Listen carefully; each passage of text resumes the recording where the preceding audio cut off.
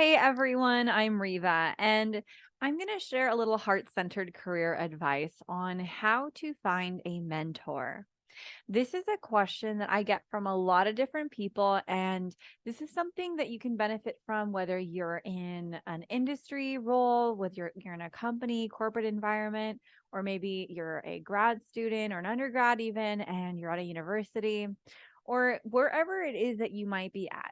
You know, having a mentor can be really beneficial. And I think that having these people you can go to who have had the experiences you wish to have, or who may have already accomplished something that you're hoping to achieve one day, or maybe they don't have the exact path that you plan to go down, but maybe they just have a lot of solid life wisdom and advice that you could use to your advantage and appreciate the experiences of.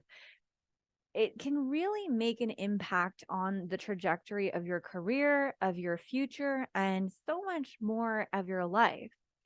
I have found lots of different mentors across my career, both in academia and in industry. And I think, just to be clear, a mentor is someone who you can go to for guidance for a number of different things. But I often recommend they be someone who is not directly someone you're reporting to. So it's not to say they can't mentor you. Often, good managers and good advisors and good professors who you might be working for, they can offer a form of mentorship, and often are in some way, shape, or form mentoring you. But there is a distinct difference, for example, when it comes to career advice and guidance. If you are looking for a mentor who is not your manager, the person you're directly reporting to, it can be helpful to have the extra perspective. And also, while there are many managers who balance this well, there can be a bit of a bias for managers to have to be a certain way with the people that are reporting to them. And depending on how many, trying to be equal and fair with each person and what they're sharing and what they're providing for guidance. Whereas if you have someone who's much more independent and separate from your main career story, they might be able to give you some wisdom and advice that's outside of the box thinking, things that maybe a lot of managers may or may not share with you or be allowed to share with you, depending on the environment and the structure of your company, of your resources groups, and the way managers are trained. There may be certain pieces of information they can or cannot provide you, whereas someone who's not your direct manager has the freedom and luxury to share with you the ins and outs of how the things that happen in the background, whether it's, how to get a promotion, how to get a raise, how to get some sort of recognition for your work. These are all things that there are strategies, there are tools, there are techniques and things that you can do to increase your chances. And there might be someone outside of your department, even, or at least outside of your, main niche environment, your manager, someone you're reporting to, um, who can help give that kind of insight to you. But often, some people already know why they want to have a mentor. And let's touch on that just a little bit in case you don't know why you want to have a mentor. A mentor can help you, like I said, with career advice, how to navigate the bigger challenges that happen each year with reviews, and how to present yourself in the most effective way. There's so much that we don't know that goes through the hiring and through the manager's mind, and through HR's minds, and through people, the decision makers' minds. But we can't read their mind, and they won't always tell us everything that's going in for what they're weighing for who gets the promotion, who gets the advancement, or who gets put up for opportunities. But these people who might be in the same organization but just adjacent to your department, they have the freedom to kind of give you the insight and wisdom for what makes a difference for your performance review. What are the real valuable areas that are heavily weighing on the possibility for you to move up the ladder? And also to kind of coach you a little bit on, like, how do you talk with your manager? What do they want to hear? And that's like kind of thinking very focused, zoomed in on that year. But then take a step further back, they can help you look at the future trajectory of your career and maybe give you some insights for pitfalls that they would have avoided had they known about them. And now they're passing that information on to you so that you don't get stuck for a number of years. And there may be things like certifications, or there may be things where they're like, yeah, that was really worth it. I wish I had done it sooner. Or maybe it's the opposite and they would go, it was a lot of money and time and it wasn't worth the energy. And it didn't actually impact my salary or my potential for being hired for another role. And so there's all of these extra pieces of information that will help you understand in the bigger picture, the next 5, 10 or more years, what is possible, what are the hoops that you want to jump through, and what are the ones that are just not worth your energy. And so they can give you that kind of insight and help you navigate your bigger picture career of what are worthy opportunities of your energy, because there's so many things that we can do out there. And I'll always encourage you to trust your intuition for what's best for you and what are the opportunities that are going to give you the opportunity to grow the most and to reach the most that you want to reach. But there's also a huge value in someone who is, maybe they're a director, maybe they're a VP, maybe they're, a C-suite level person. And depending on what it is that you're going for, you might go to a number of different ranges. And it doesn't have to be director and above level. It could be someone who actually is a senior manager or is just a manager. There's lots of different people who are further along in their careers than you, who have wisdom and knowledge for, again, what to avoid, what to move towards, what works, what doesn't work. And it can save you from a lot of energy and time that you could be dedicating to things that just aren't going to move the dial like at all. So that's kind of why you want to maybe have a mentor. And that works, again, if you're a grad student or an undergrad, maybe you work in a lab right now. It's ideal to not just be looking to your own professor for a mentorship type relationship. You can have mentors in other departments, other fields. Science has, its niches, but there are certain things and benefits to knowing people who are in diverse groups. Maybe it's a different department or different function, but that's a valuable asset to you because it gives you a different perspective. It gives you a different way of viewing your next steps. And maybe that, and everyone has a different story. Every single person that I've talked to has had a different way that has moved the dial for them. Some similarities across the board, but then there's very niche differences. And each one had such a valuable lesson for me to learn along the way. So lots of reasons and so many more for why a mentor is very helpful. But when I want a mentor, how do you get one? That's the big question. How do you actually get one? So what I find is that unless there is some kind of a program in state, and sometimes there are, it's worth asking your HR department. It's worth asking your academic department or someone who works in the advising group. Is there like a mentorship pairing, service or a program that's, in place here? If there is, wonderful.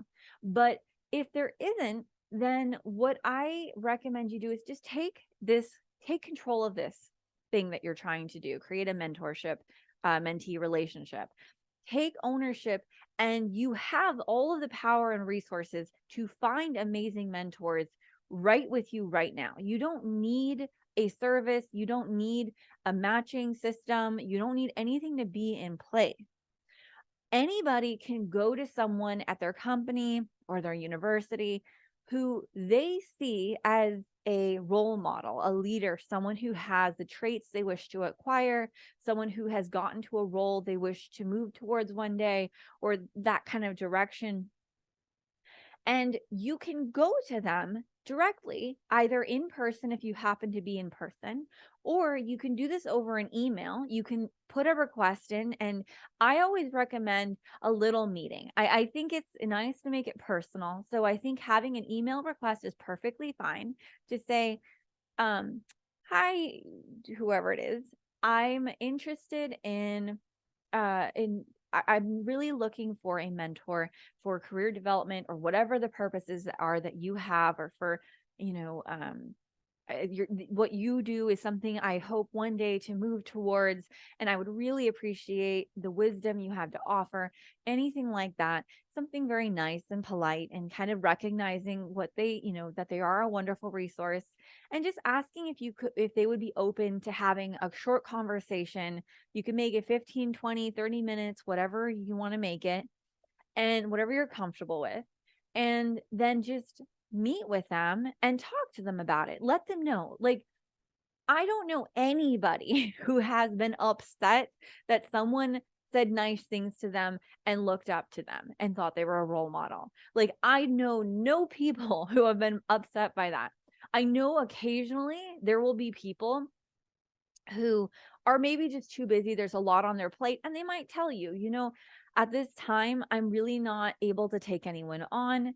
I appreciate your interest, but they might just say, I may not be the right person for this at this time.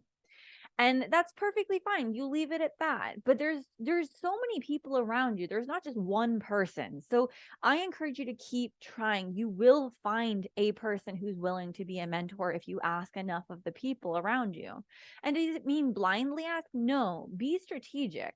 Look at the people around you in your environment, either your department, other departments, and look to who has those traits you wish to acquire and who is in a role. And it doesn't hurt to say you one day want to be a director, okay? And maybe that's your goal. Maybe you're not comfortable with a director in your own department, or you feel as though there's some sort of a conflict of what you're interested in doing and that, them having that role. And maybe what you do is you go to an adjacent department and you ask someone who's a director in a different department, who you have some awareness of. Now, you don't have to have this huge in-depth relationship with these people that you're asking to be mentors.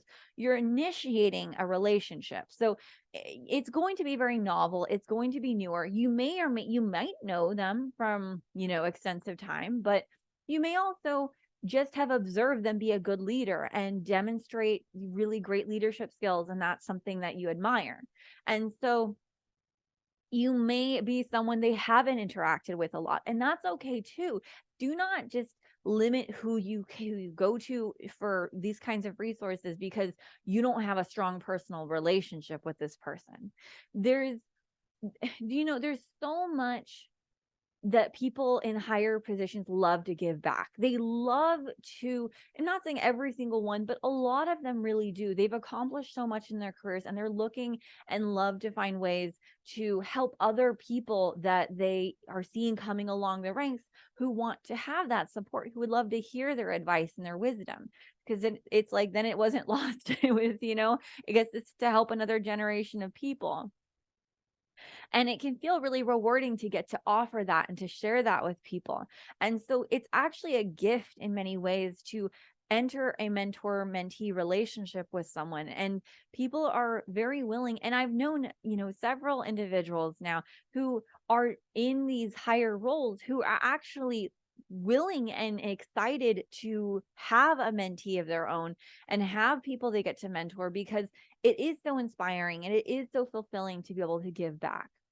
And so there may not be a system in place for you to be matched with them, but there absolutely is the opportunity for you to directly message them and go, hey, this is, I really admire where you've gotten to with your career. I think that, you demonstrate wonderful leadership skills, and I hope to over time develop my own leadership skills. I would really appreciate a little bit of your time. I'm interested in if you might be able to be a mentor for me, something like that. It doesn't have to be a giant. In fact, I would recommend, like, you don't have to write like their whole life's experiences to prove that you are aware of their life's experiences, and then write a story and then write two or three multiple paragraphs. Often people in higher level roles, they don't have a lot of time. They don't have a lot of like resources. So very short and sweet is nice. very, expressing gratitude, expressing interest, expressing, the value that you would appreciate from this experience and recognizing them. Those are all great things to do. And sometimes you'll get someone who's like, I'm not available for this at this time, but I know someone else in the department. Or is there a certain thing you're looking for? I might be able to put you in touch with someone else who I know is really interested in mentoring at this time. And I've actually recently learned that, you can go to your own HR department and ask your HR department if they would know of someone in a particular field you're interested in, who could be a mentor. And they might actually introduce you for you. So you don't have to go digging as much, because you might be thinking, I want to change careers. And maybe you want to go from like one thing to something completely different. Or maybe you're in a university and you're studying one field and you want to move into a very different field.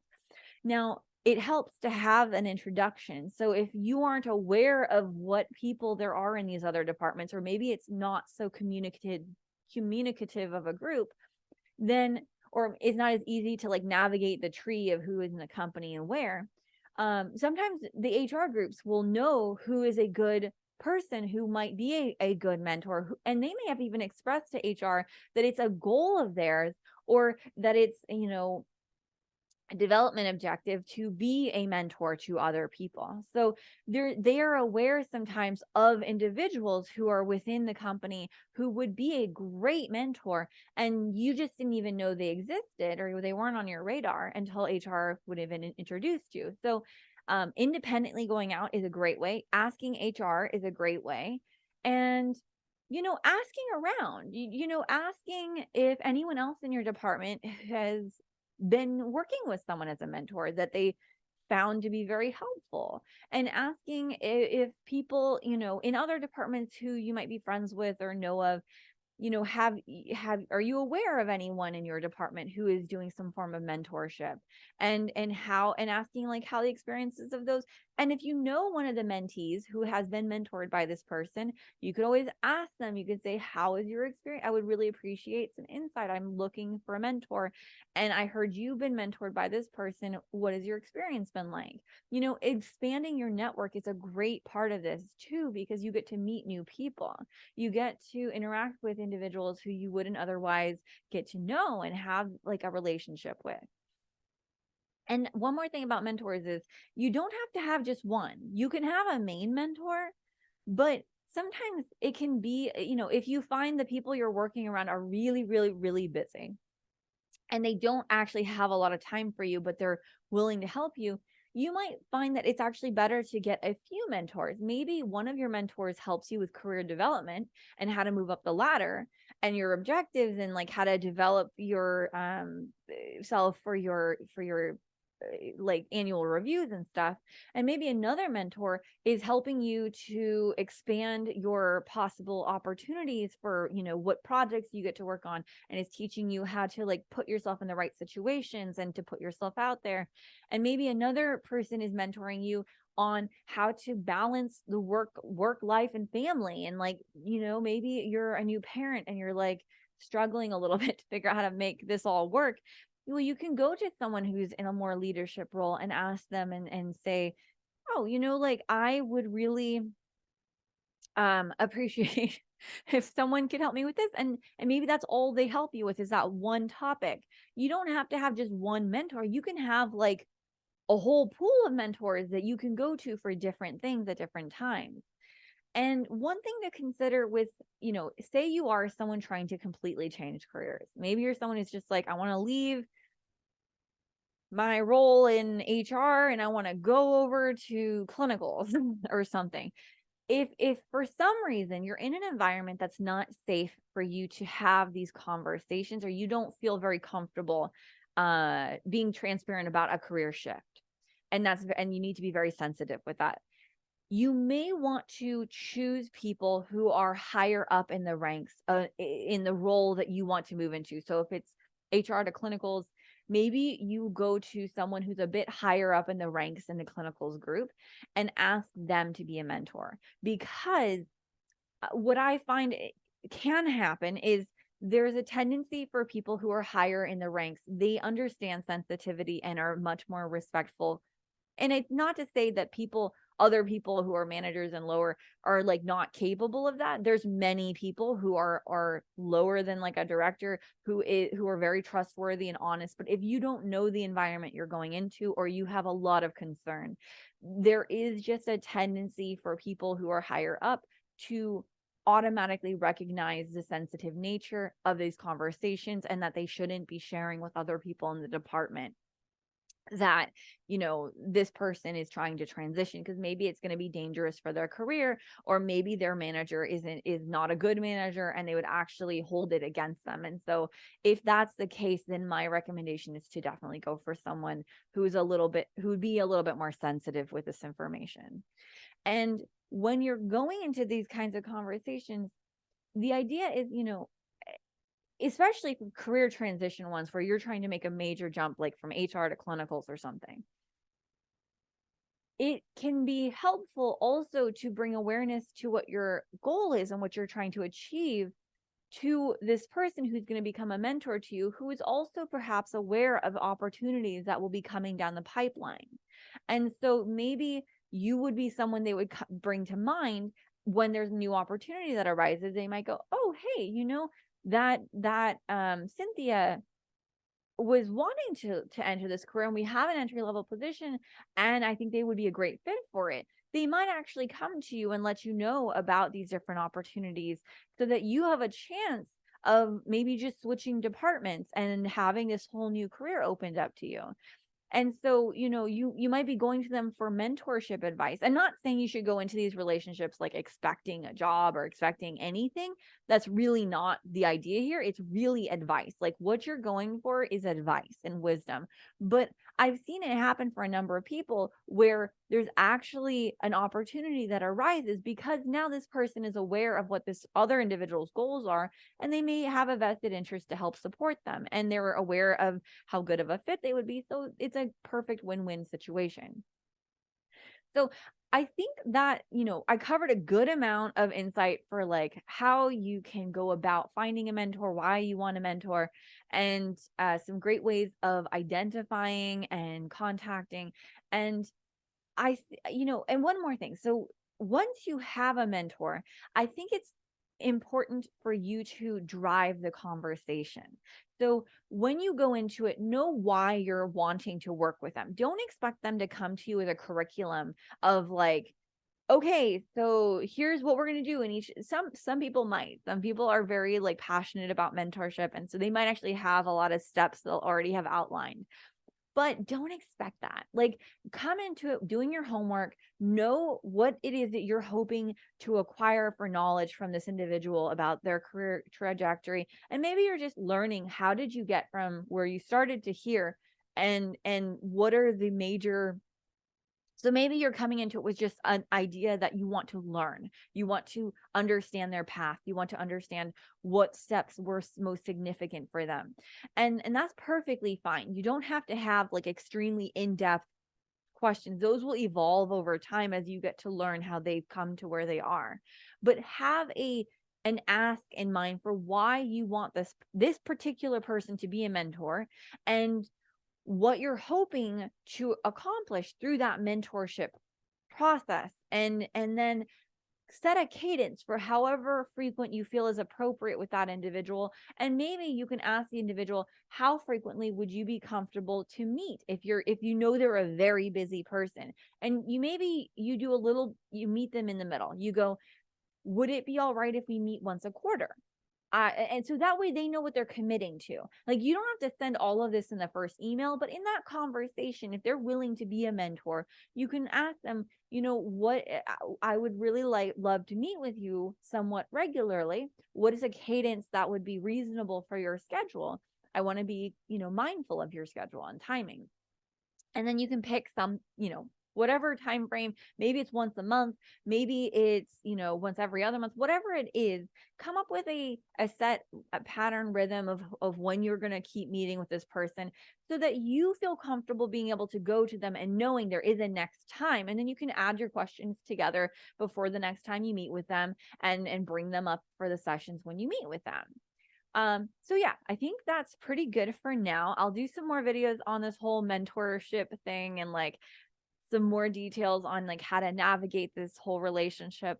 It's a wonderful thing to enter into, and I encourage everyone to just be bold and take ownership of the desire that they want to have a mentor and really just make it happen for you. It's absolutely possible, and there are so many incredible things that can come of it.